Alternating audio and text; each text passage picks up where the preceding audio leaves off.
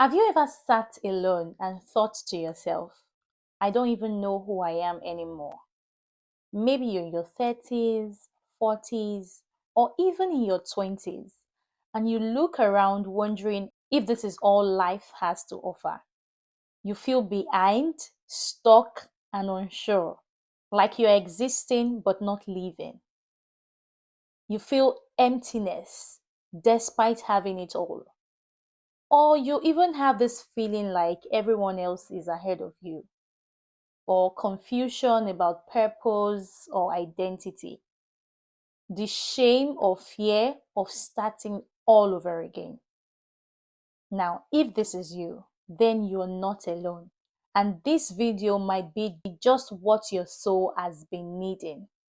Hey everyone, welcome back to my channel. This is Precious Idahor, and I have created this platform to empower millions of lives to live their dreams, unlock their true potentials, and achieve remarkable success in every area of life, whether it's in business, relationships, personal development, and your career.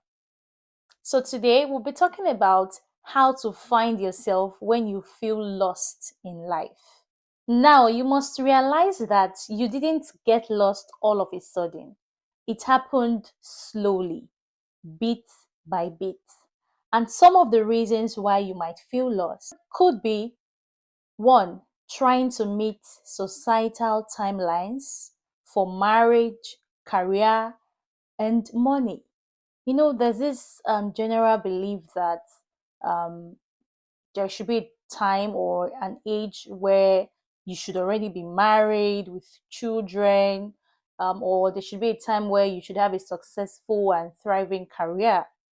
So it could be that you're trying to meet those societal timelines. Another reason why you might feel lost could be because you are living a life designed by others' expectations or chasing achievements without soul alignment. It could also be burnout, trauma, heartbreak, or life transitions. Now, what you need to know is that you don't feel lost because you are broken, but you feel lost because you've been disconnected from your truth. Now, I'm going to be sharing with you some of the signs that you've lost touch with yourself. Number one, when you constantly compare yourself to other people. Number two, when you don't feel excitement or direction anymore about your journey and all of that. Number three, when you say yes when you actually mean no. You say yes to things, you say yes to people when what you actually mean is to say no. Another sign is when you don't recognize your voice, your dreams, and even your desires. Also, when you feel like you are on autopilot, it's just like you're rushing through life. Now, these are not weaknesses. I need you to understand that these are not weaknesses. They are invitation signals that it's time to come back home to you. This will lead me into sharing with you some of the things that you can do to start finding yourself. You may be asking yourself, okay, I can relate with these signs that you've shared. How do I start to find myself again? Or maybe you're just thinking, I'm already 39. How do I want to start all over again? Is it even possible? Come with me. I'm going to be sharing with you some steps, practical steps, things you can do to start finding yourself, to connect to your truth again. Step one, you have to disconnect to reconnect. Now, you don't want to be lost in the crowd. It's almost as if your life is on autopilot. You're just working, keep on doing one activity or the other, and you don't even have the time you don't even know what you're doing anymore. You don't even know who you are anymore. So what you can do, the first thing you should do is to disconnect from the crowd and reconnect to yourself. You've got to take a pause. You can't find clarity in the noise. You've got to start journaling. Take the time to start journaling your experiences, things about your life, Walk in silence. Turn off social media and start to reflect on your life's journey. Start from where it all started, where it all began, from when you were a child, just reflect on your life's journey till now. That's the first step. Stop, stop, stop, stop. What are you waiting for? Have you subscribed to my channel yet? It's not difficult. Just click on the button right in front of your screen and subscribe to my channel, please. If you love this video, why not like and comment? Drop your comments. Thank you. Bye. The second thing you would have to do to be able to find yourself again is to revisit who you were before the world told you who to be. What lit you up as a child? Ask yourself. What were those things that you do that just makes you to come alive, that makes you really happy? That when you do them, there is this joy and this fulfillment, this sense of purpose that you feel deep inside of you. What came naturally to you that even before expectations set in, even before people started to expect much from you, even before people started to tell you what you should be doing, how you should be, who you should be, and all of that? What were those things that you loved to do? You've got to find out. And it is in that moment where you've disconnected from the world and you're trying to reconnect to yourself. That's where you begin to find answers to these. That's where you begin to revisit who you were right before when it all started. Step 3, you have to embrace the messy middle. You see, finding yourself is not a straight line. You have to give yourself permission to not have it all figured out. I mean, you can't even have it all figured out because life is in stages. You have to embrace your pain. There's going to be a lot of challenges. There's going to be a lot of pain, a lot of confusion, misdirection, areas where you don't really know how to go about this. But when you decide, instead of trying to run away from the challenges or trying to, even get overwhelmed or get confused the more, you can decide to embrace it and try to find a way around it.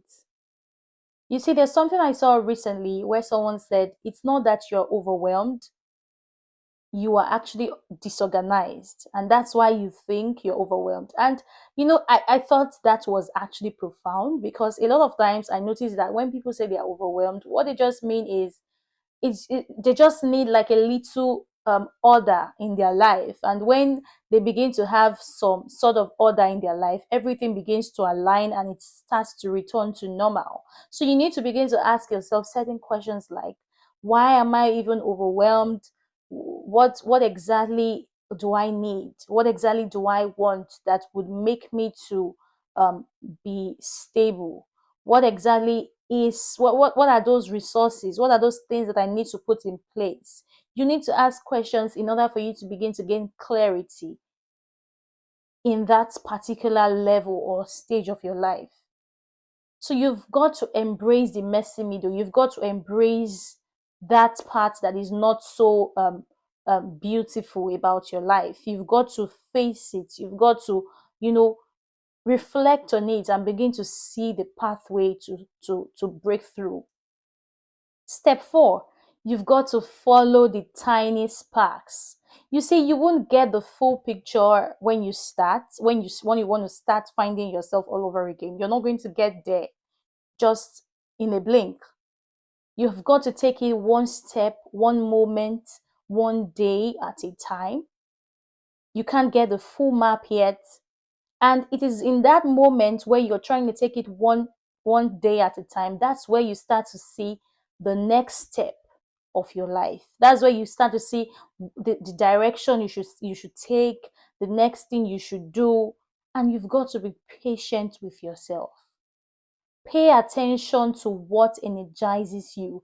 Pay attention to what intrigues you. What are those things that when you see them, you will know that yes, this is the path I need to be on. This is the thing I need to do. A lot of us, we're just living lives. We can't even pinpoint what our patterns are. We can't even say, okay, this is you've got to pay attention to your life. I think one of the major problems that we face as humans is we do not even have the time, we do not take the time to study ourselves, to really understand ourselves, to get to that point where we get a full picture of who we are, to understand our patterns, what triggers us, what intrigues us, what makes us unique, what sets us apart from the others. And that's why when you don't know yourself much enough, it's very easy for you to compare yourself with other people, for you to think others are going ahead of you when you're not even on the same path. You and other people, you're not even on the same journey. So how are you even measuring it? What is even the standard? How are you doing? How are you measuring who is ahead and who is behind? So you've got to pay attention to what energizes you. You've got to pay attention to yourself. So if you're going to start to find yourself again, then you need to take the time to actually spend time with yourself. Step 5, you've got to rewrite the narrative. You see, nothing means anything except the meaning that you give to it. You need to revisit your past pain and start to reframe it. By reframing, what do I mean? You need to start giving another meaning to that pain, a new meaning. Instead of telling yourself, oh, I was so hurt by this, I don't even know why this should happen to me, why me, and all of those questions. You've got to start asking the right questions, such as, what was that pain trying to teach me? What was that challenge, that rejection? That thing that happened 5 years ago, that thing that happened 10 years ago, that thing that happened when I was a child. What was that about? What is not a coincidence. It's not like it just happened by mistake. What was that thing, that experience? What was it trying to teach me? When you start to ask yourself these questions, you start to see answers to the questions that have been on your mind for a very long time. And then you see that you start to connect back to your soul. Step 6, you've got to begin again, boldly and softly.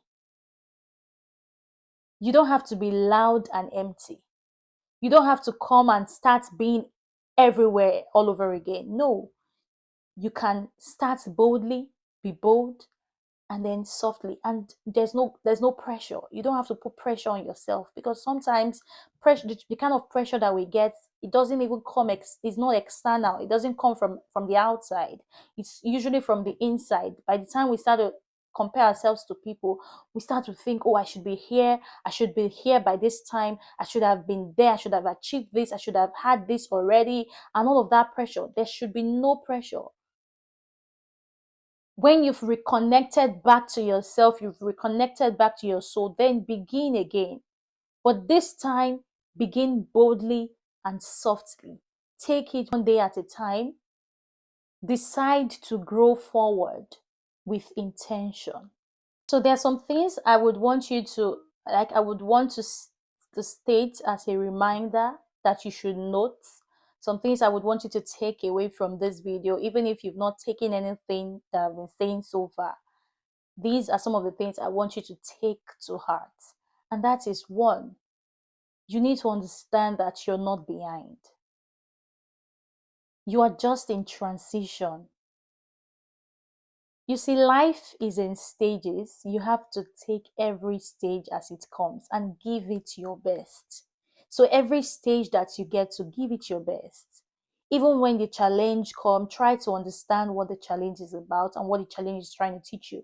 Make sure you get all the lessons, all the learnings that every stage of your life is trying to give to you. Because let me tell you the truth, you're going to need those learnings or those lessons in the next stage of your life. And there's no stage that is permanent. It's definitely going to go, and another stage is going to come. So you're not behind. You are just in transition. Number 2, your life is not on pause. It's being rewritten. Your life is not on pause. It's being rewritten. And it's okay to start over again. It's okay to start all over again at 29, 35, 42, or even 60. You see, you see that thing, that goal you're trying to achieve, that thing you've been wanting to do and you've been procrastinating and saying, oh, I am already 35, I can't, or I'm already 30, I can't do this again. It's already late. The truth is, if you do not do it in the next 5 years, you're going to be 35. But if you decide to start now, you're 30 now, if you decide to start now to do that thing you want to do, to start over again, maybe you want to go to school, or you, whatever it is, if you decide to start now, in the next 5 years, you're going to be 35 and have that thing that you want to achieve. Probably you're going to be 35 and a graduate. But if you decide not to start now and you keep procrastinating, the time is not going to wait for you. In the next 5 years, you're still going to be 35, regardless whether you start now or not. So what do you want to choose? Do you want to choose being 35 and a graduate, or being 35 and still trying to find out where you are or where you're standing in life? You need to ask yourself these questions. The next thing I want you to understand is that this version of you, the version of you that will emerge on the other side of this season, will blow your mind. You need to believe it. One last thing I want you to note today is that finding yourself is not a destination. It's a daily journey. A daily journey of remembering who you are and choosing to live that truth boldly. So if this video speaks to you, then share it with someone who is feeling the same. Don't keep the message to yourself. And drop your comments. What part of this video hits you the most? Do not forget to like and subscribe to my channel.